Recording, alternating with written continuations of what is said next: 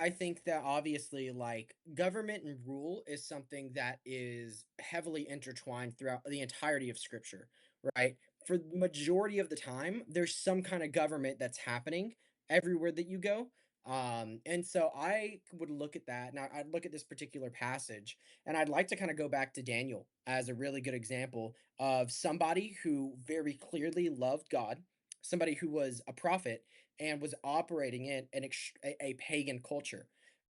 And so we do not see anything that Daniel does as being explicitly illegal. And what I mean by that is we do not see, and whenever I say explicitly illegal, I'm saying doing something that is outside of not only the governmental law, but outside of like God's divine law, right?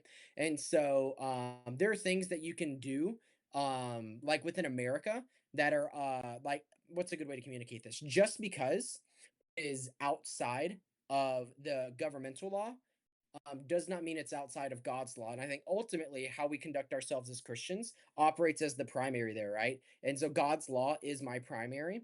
So, Daniel, as well as Shadrach, Meshach, and Abednego, they absolutely refused to bow down to the statue of Nebuchadnezzar because that goes against God's divine law, right? And so our interaction with the society that we're in puts the law of God as the primary, and then the laws of the society and the government as a secondary, and we're able to conduct ourselves and operate within that so long as they're not forcing us to do things that operate explicitly outside of God's divine law. So I would even I would say this here is that Jesus is not saying that the taxation, right, is necessarily more than or should be obeyed more than Caesar's, right?